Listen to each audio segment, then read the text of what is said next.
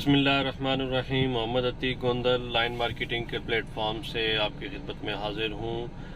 आज इस वक्त मैं जिस टॉपिक के हवाले से बात करना चाहता हूँ वो काफ़ी सीरियस किस्म का टॉपिक है, और कि जो एक प्रॉपर्टी ख़रीदने वाला जो कि एक ख़रीदार है उसके मुतालिक है कि वो उसको किन चीज़ों का ख्याल रखना चाहिए प्रॉपर्टी लेने से पहले, किन चेक पॉइंट्स को जो है वो मद्देनज़र रखना चाहिए। और इसके अलावा कुछ हकूमती हमारे जो डेवलपमेंट अथॉरिटीज़ हैं, हमारी जो गवर्नमेंट्स हैं डिफरेंट प्रोविंशंस में,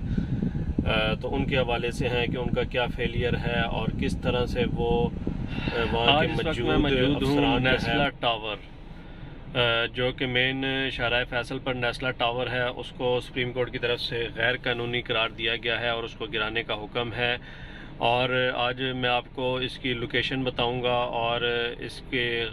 गिराने की वजह आपके सामने रखूंगा, और इसमें ख़रीदार की क्या गलती है और इसमें डेवलपर की क्या ज़्यादती है, और सबसे बढ़ कर के इसमें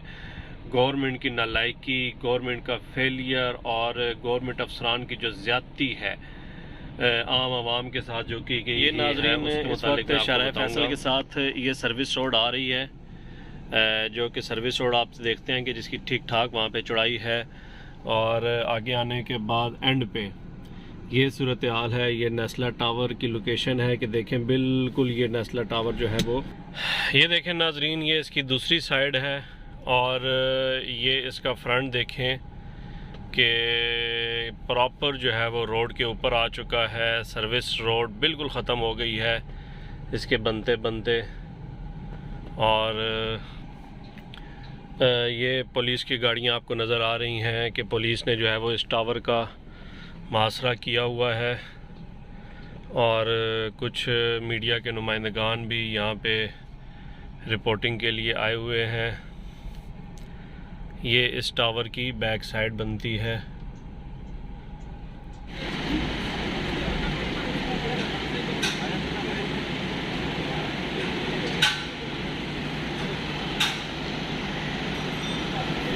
तो ये नाज़रीन इस वक्त नेस्ला टावर के हम जो इंट्रेंस है वहाँ पे मौजूद हूँ मैं, और यहाँ पे सिचुएशन ये है कि जो फ्लैट के जो मकीन थे, जो इस टावर के जो मकीन थे, वो मुकम्मल तौर पे सिलेंडर कर चुके हैं। 90% 95% लोग जो है वो फ्लैट छोड़ कर के जा चुके हैं। जो थोड़े बहुत लोग यहाँ पे इक्का दुक्का मौजूद भी हैं, तो वो जो है वो अपनी क्लोजिंग कर रहे हैं। इन शॉर्ट ये कि वो हिम्मत हार चुके हैं हुकूमत के ख़िलाफ़, सुप्रीम कोर्ट के ख़िलाफ़ फ़ाइट करने से वो मतलब इख्तियार डाल चुके हैं, और अब इसको मुकम्मल तौर पे सुप्रीम कोर्ट के हवाले या हुकूमत के हवाले कर दिया जाएगा। अब इस पे जो एक मेन जो चीज़ आती है डिस्कस करने वाली, वो ये आती है कि आया इसमें गलती जो थी वो ख़रीदार की थी, फ्लैट मालकान की थी, कि उन्होंने बग़ैर वेरिफिकेशंस के उन्होंने जो है वो इतनी बड़ा तकरीबन 1.5 से 2 करोड़ रुपए का कम से कम जो है वो अपार्टमेंट ले लिया, या फिर इसमें गलती और ज़्यादती जो है वो उसकी तरफ से हुई है, जो डेवलपर था, जो बिल्डर था, उसकी तरफ से ज़्यादती हुई है कि उसने फ़ेक पेपर बनाए हैं और लोगों को दिखा करके जो है वो उसने ये उनके हवाले कर दी है। तो इसमें अभी तक जहाँ तक इंफॉर्मेशन कलेक्ट हुई है उसके मुताबिक जो है इस बिल्डर के पास सारी एनओसीज़ थी। मतलब जब उसने इतना बड़ी हाई राइज बनाने के लिए एनओसी अप्लाई की, डेफिनेटली वहाँ पे आपको बिजली के बड़े कनेक्शंस चाहिए होते हैं, और गैस के बड़े कनेक्शंस चाहिए होते हैं, ट्रांसफार्मर चाहिए होता है, इलेक्ट्रिसिटी, गैस, पानी के हवाले से, फिर उसके अलावा रोड के हवाले से, फिर उसके अलावा सिविल एविएशंस का इदारा इन्वॉल्व होता है कि इसकी हाइट कितनी होगी, फिर उसके अलावा सिक्योरिटी के इदारे इन्वॉल्व होते हैं। तो ये आलमोस्ट उसके पास तकरीबन एनओसी सारी थी। अब होने के बावजूद ये नौबत क्यों आई कि इसको अब जो है वो हर चीज़ कैंसिल करके इसको गिराने का हुक्म दे दिया गया है। तो बेसिकली इस पे जो है वो मतलब पेपर वर्क वगैरह जो था वो इनलीगल था, उन्होंने इनलीगल करार दे करके तो इसको गिराने का हुक्म दिया गया है। दूसरी बात ये आती है कि इस पे जो अब सिंध गवर्नमेंट थी, अब ये बड़ा एक हिसास इलाका है, शहर फैसल के से रिलेटेड ये इलाका है, बहुत ही जो है वो मेन ये इलाका कंसीडर होता है। तो नॉर्मली होता यह है कि जब एक आम आदमी जब घर बनाना शुरू करता है, गरीब आदमी जब 5 मरले का घर बनाना शुरू करता है, तो उसको पहले लंटर पर ही आकर के लोग रोक देते हैं। महकमे आ जाते हैं नक्शा चेक करने के लिए, पेपर वर्क चेक करने के लिए, और ठीक ठाक उसको तकदो के बाद उसको लंटर डालने दिया जाता है। तो अब ये सोचना है कि ये इतनी बड़ी बिल्डिंग अचानक से रात गई और सुबह तक तो ये तैयार हो नहीं सकती। कम से कम इसको साल का या उससे ज़्यादा का अरसा लगा होगा। तो उस दौरान आज जिस महकमों को, जिस इदारों को सुप्रीम कोर्ट ने हुक्म दिया है कि जी आप इसको गिराएं, आज जिस इदारे के और जो है वो वर्किंग से ये बिल्डिंग गिराई जाएगी, तो उस वक्त वो इदारा कहाँ था, उस वक्त वो महकमे कहाँ थे, उस वक्त वो गवर्नमेंट कहाँ थी, उस वक्त जो है वो गवर्नमेंट की रेट को कैसे चैलेंज करके जो है वो इतनी बड़ी बिल्डिंग खड़ी कर दी गई। तो इसमें देखा जाए तो सरासर ज़्यादती गवर्नमेंट की आती है, हुकूमती इदारों की आती है कि उन्होंने इस कदर जो है वो नालायकी और फेलियर अपना दिखाया, और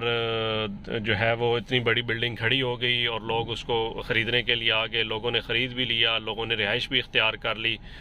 और आज जो है ये हुक्म मिला है कि इसको गिरा दिया जाए। तो ये बहुत बड़ा नालायकी है, बहुत बड़ा फेलियर है, और ये आगे भी किसी के साथ हो सकता है। उन अफसरान के ख़िलाफ़ कार्रवाई होनी चाहिए, उन अफसरान के ख़िलाफ़ सख्त से सख्त एक्शन होना चाहिए। इवन उस महकमे के ख़िलाफ़ सुप्रीम कोर्ट की तरफ से सख्त एक्शन होना चाहिए कि आइंदा कभी ये वाक़या ना हो। तो मेरी भी मतलब जो ख़रीदार हैं, जो मोज़ेस क्लाइंट्स हैं, उनसे ये गुजारिश होगी कि जब भी कभी इन्वेस्टमेंट करें तो आंखें खुली रखें, आंखें हर लिहाज से खुली रखें, और सिर्फ एक किसी का एक कामयाब प्रोजेक्ट देख करके तो उसके पीछे लाइन नहीं लगा लेनी चाहिए कि जी इसने ये प्रोजेक्ट डिलीवर किया है तो अगले 50 भी इसने डिलीवर करने हैं। हमारी ये बहुत बुरी आदत है कि हम एक के पीछे लाइन लगा लेते हैं और बस उस लाइन के पीछे हम चल पड़ते हैं, चाहे उसके पास NOC 400 कनाल की हो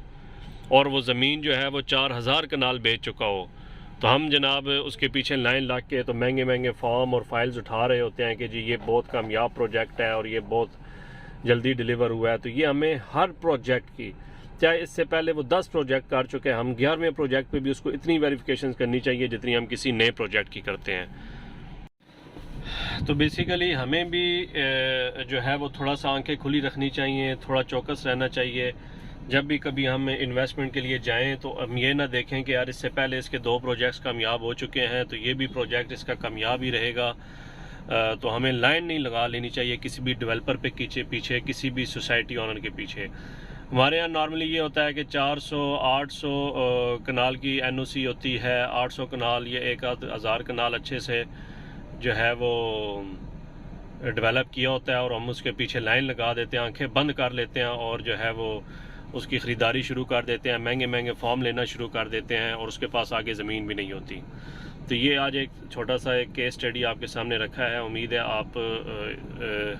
जो है वो इस वीडियो से आपने काफ़ी कुछ सीखा होगा। आइंदा भी ऐसी मज़ीद वीडियो कराची से, इस्लामाबाद से, कोयटा से मैं आपके सामने लाता रहूँगा। तो इसके लिए हमारा चैनल सब्सक्राइब करें।